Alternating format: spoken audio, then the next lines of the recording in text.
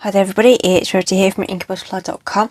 Thank you for joining me today for another card making video, and today I'm featuring this stamp set called Everyday Thanks in the current annual catalogue from Stampin Up.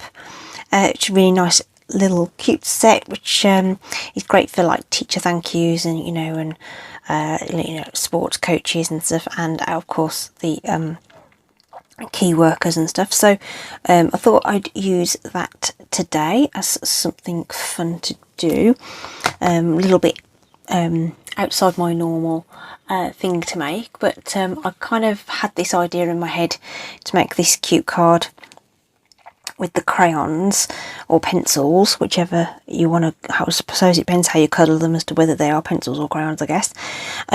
So here we are with three lovely colours there.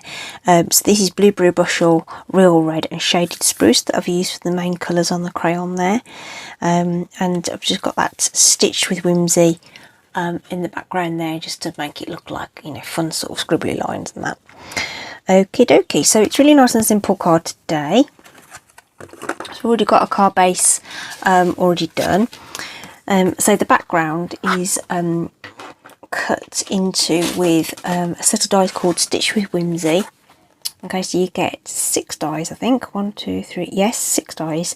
So there's 3 squares and 3 rectangles. But it doesn't cut out a shape, it just cuts stitches into the card. And all I did was I took my scissors and just ran around the edge and just sort of fussy cut this out, just to give us sort of that wibbly kind of look to that background. It doesn't have to be super precise.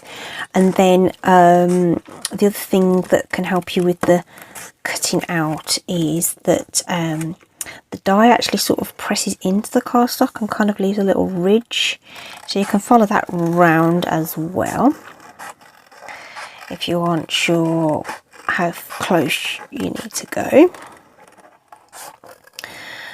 So that's a little tip. And if you just sort of keep, if you notice, I'm keeping my scissors reasonably straight, but moving the paper around, and you don't want to be sort of snipping at the cardstock. You want to use the whole of the blade. So I'm opening them up fully and then gently squeezing them as I'm moving the paper around. So I'm doing that really super quick. Of course you can make that take a bit more time over it, but it isn't a desperately difficult shape to fussy cut around, because it's so sort of random, and if you're not quite following that line, it's not going to matter. You'll think it just sort of lends itself to this kind of technique. And all we're going to do is just pop that onto our white card base.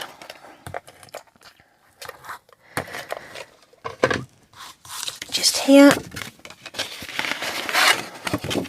This is just a thick basic white.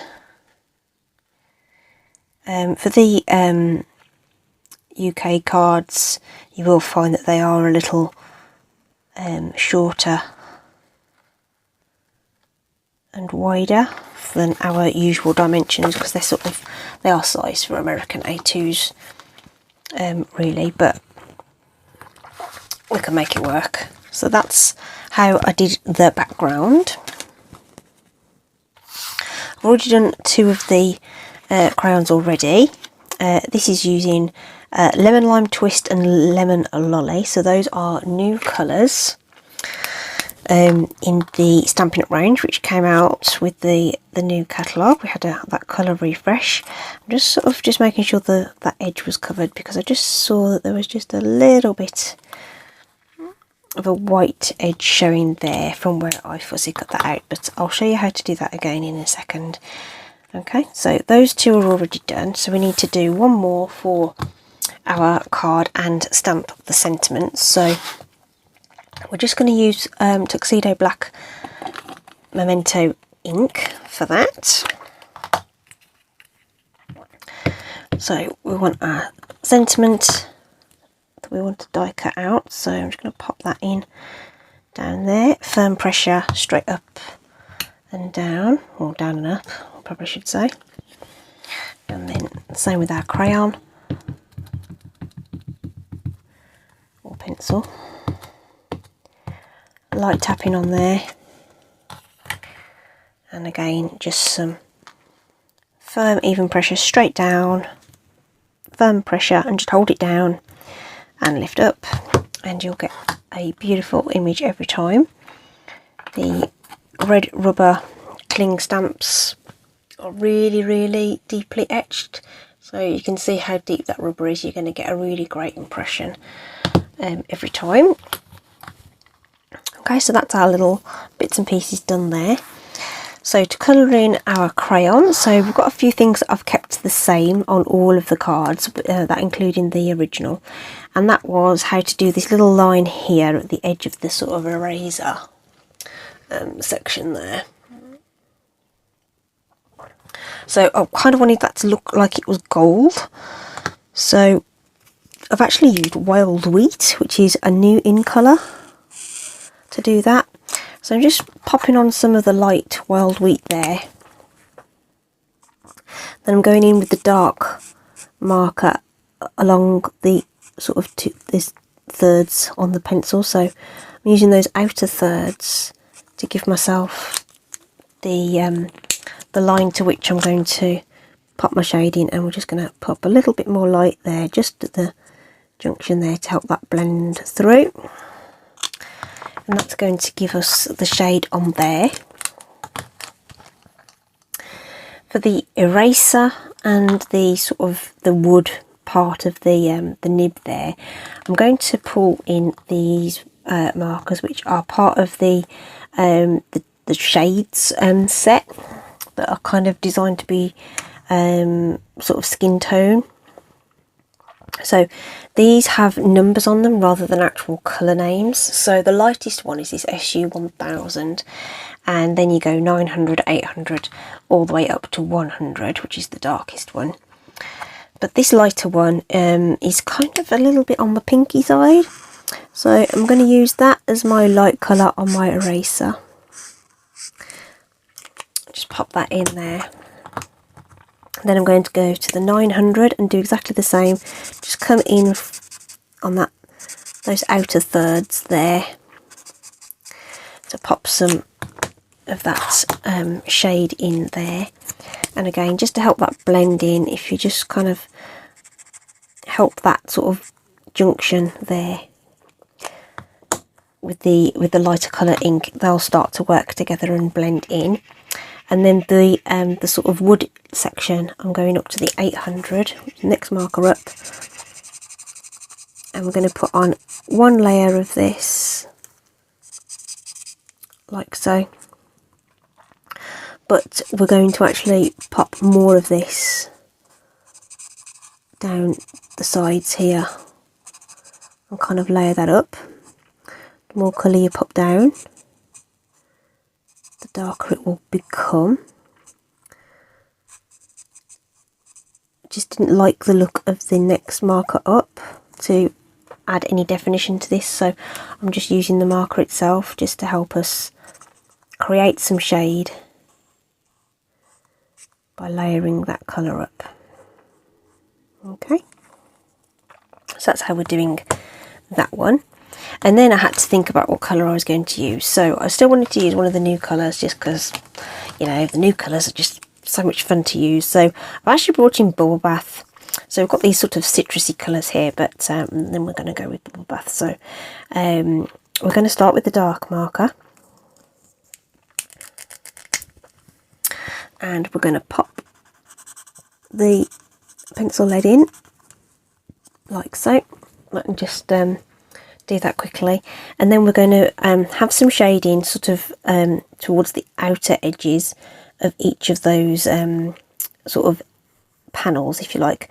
So it's like a hexagonal pencil, isn't it, that we all know and love from our school days. So I'm just going to pop some lines of this dark marker up and down here.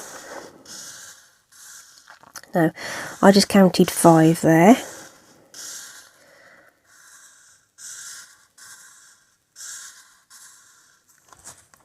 we're just going to do a little bit at the bottom here, where that little piece interjects. So I've done the sort of outer edges and then the outer edges of each of the middle panel as well there. Okay, then I'm going to bring in the light marker and go over that. So this is a very light colour, so this is probably barely visible from where you are. I don't know whether that sort of shows well on the camera, but it's there, it's there. And then we can intensify that a little bit more with the shadow, because going over it just sort of bleaches out that dark colour again. But I'm not going to do it on the centre panel because it would be lighter because it's sort of towards the top. I'm just doing it on the outer panels here. Okay, and again, if you feel like that's kind of too harsh again, I'm just going to run a little bit more of the light marker down here just to sort of make that a bit more tonal.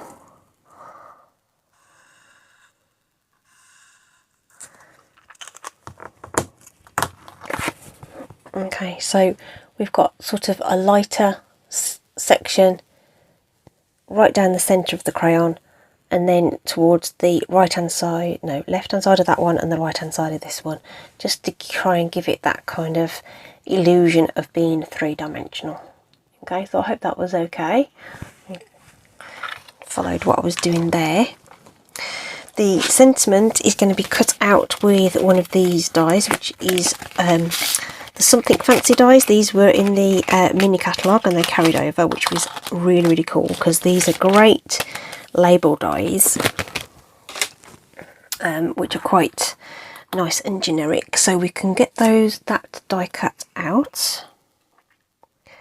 Just kind of line that up roughly in the middle. It's kind of a bit of a funny shape to centralise, but we're going to give it our best shot and just die cut that out just quickly.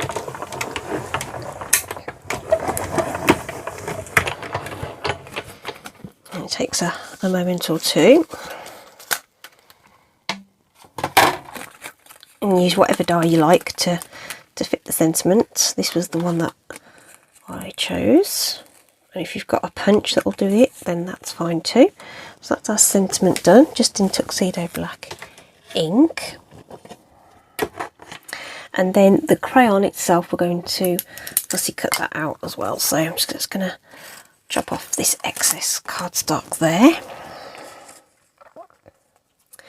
And I actually start by going round the point. So again, I'm just going to twizzle my cardstock around and go round the edge of that. Again, it's not a super complicated shape. Just want to be careful going around the point of the lead and those edges on that eraser. So that's all done. But just to complete it, I'm just going to pop a little bit of black ink around the edge of this. Okay, so I don't know whether it catches so well, maybe there.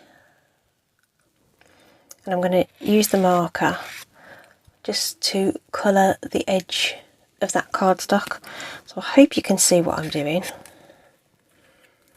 Ooh, and then getting it on myself, which is why I always put the good side pointing away from my dominant hand. I'm colouring sort of on the back, if you like.